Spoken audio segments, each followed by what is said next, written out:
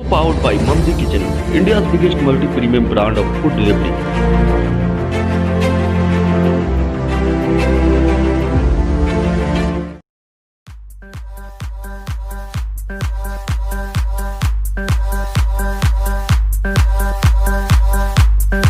Sri Event, a complete event planner.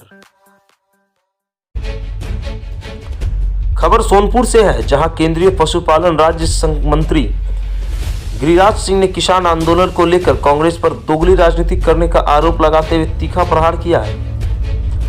बाबा हरिहर नाथ मंदिर में पूजा अर्चना करने पहुंचे गिरिराज सिंह ने कहा कि विपक्षी दल कृषि बिल को लेकर केंद्र सरकार के खिलाफ भ्रम फैलाकर किसानों के हित में जो बात करते हुए घड़ियालू आंसू बहा रहे हैं। गिरिराज सिंह ने कहा कि कांग्रेस ने अपने घोषणा पत्र में कृषि बिल सुधार की बात की है और पंजाब और मध्य प्रदेश की सरकार ने कृषि बिल पर अपनी सहमति प्रदान की बावजूद इसके विपक्षी दल कृषि कानून को लेकर किसानों में भ्रम फैलाने में लगे हुए हैं और इससे दोगली राजनीति का नेतृत्व कांग्रेस कर रही है। सोनपुर से सिद्धार्थ शरद की पूरी रिपोर्ट। तकलीफ है मंडी और मंडियों की राजनीति करने वाले लोगों की, जिसमें कांग्रेस पार्टी और अकाली दल भी है।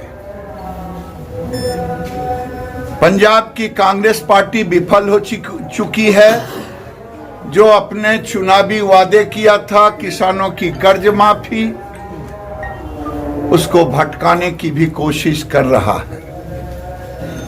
मैं पूछना चाहता हूं कि पंजाब की सरकार ने कॉन्ट्रैक्ट फार्मिंग का पहले से ही कानून बना रखा है, जिसमें पेप्सी जैसी कंपनी, नेस्ले जैसी कंपनी, अन्य कंपनियां किसानों के साथ कई फसल कॉन्ट्रैक्ट फार्मिंग में कर रहे हैं। कॉन्ट्रैक्ट फार्मिंग का मतलब है किसानों की आय दुगना करना। आज बिहार के अंदर जो आईटीसी कंपनी वो गेहूं, अन्य जिन्स कॉन्ट्रैक्ट फार्मिंग में पैदा करवा रहा है और खरीद रहा है, किसी की जमीन नहीं जाती। वर्षों से भारत में गन्ने का शुगर मिल है, वो भी कॉन्ट्रैक्ट फार्मिंग ही है। हमने केवल एक ही रास्ता अलग किया है कि देश में 10,000 फार्मर प्रोड्यूसर कंपनी बनाने का लक्ष्य रखा है, जो किसानों के उपज को अधिक से अधिक दाम दे सके। किसान चाहे तो देश में आज मोदी सरकार में ई मार्केट पहले 500 था, अब 1000 हो गया। किसान को जो अच्छा लगे मंडी में, चाहे मंडी में बेचे, मंडी के बाहर अगर अच्छी कीमत मिलता हो तो बेचिए।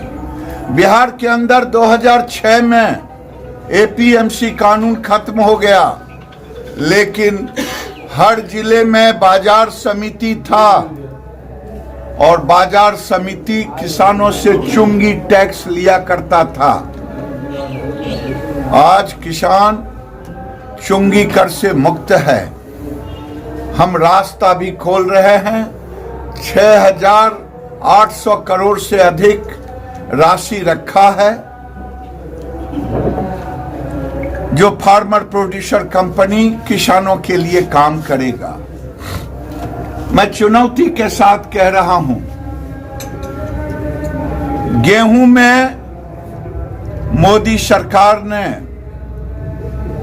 1400 रुपया से 1975 रुपया करने का काम किया। ये मैं पूछना चाहता हूं विपक्ष से, ये किसानों के हित में है या नहीं।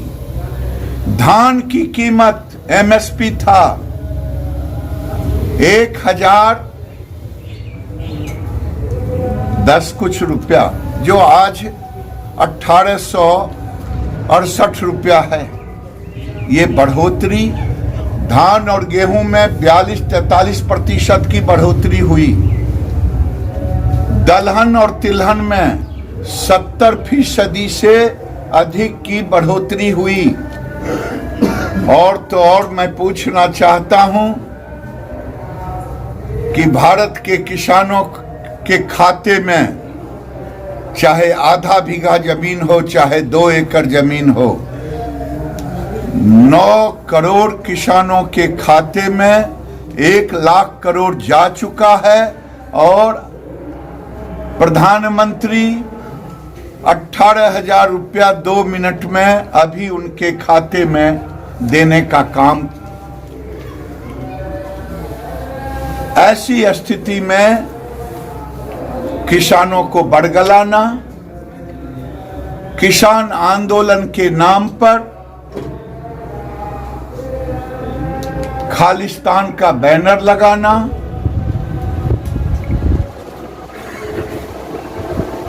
सीएए के आंदोलनकारी किसान नेताओं को समर्थन दे, ये अलग बात है कि राकेश टिकैत ने उसे ठुकरा दिया, लेकिन ये एक साजिश था। कनाडा हो या इंग्लैंड, भारत सरकार ने कड़ा विरोध किया है। आने वाले दिनों में भारत के किसान संघ भारत के कृषि मंत्री नरेंद्र तोमर से मिलकर के कहा है कि ये कानून रहे। इसलिए मैं सभी किसान नेताओं से आग्रह करता हूं, संवाद ही लोकतंत्र की सबसे बड़ी ताकत है। और हठ धर्मता के बदले संवाद में किसान के नेता आए और देश के किसान आज पंजाब और हरियाणा के अलावे बिहार, यूपी, उड़ीसा, पूरे देश के किसान इन नीतियों के साथ है।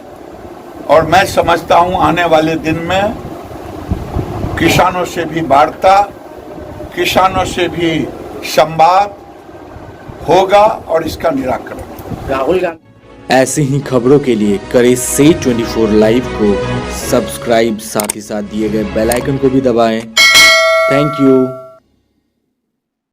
कुछ सपने साकार होते हैं और कुछ सपने खो जाते हैं। हर दिल में एक अपना घर का सपना होता है, जो करते हैं हम साकार। आप कदम तो बढ़ाइए, पनोरमा ग्रुप में आइए।